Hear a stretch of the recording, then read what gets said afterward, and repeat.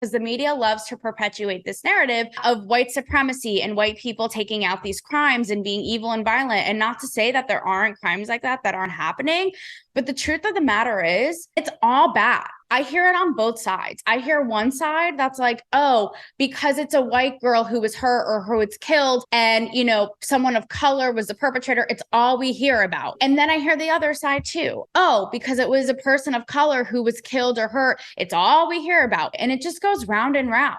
And the fact is, we aren't even hearing about it on an equal playing field. So it's like, I can't even blame us for being so confused. Monterey for the Lunar New Year, right? That mass shooting that happened. Again, you look at the coverage. All of the headlines are like anti-Asian hate crimes.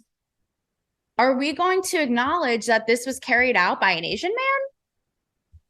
Again, it's happening everywhere. And to try to pinpoint it as a racial motivation is such a disservice to society and to culture because it makes everybody confused. And when it actually is racially motivated, now people are going to be second guessing. Like, really? Another prime example of this was the shooting in Uvalde. I had Amber Ibarra, you guys remember on my show last year, whose cousin's wife, Eva, was one of the teachers killed in that school. She herself even acknowledged, why does the media make this about race? It is just pure evil and it's bad. And there's a mental health sickness. In the case of Uvalde, it was a young Latino boy. A majority of them were young Latino kids. It is just reflective of our all around sick culture and violent culture. I am someone who worked in the media, continues to for a long time on very prominent mainstream outlets.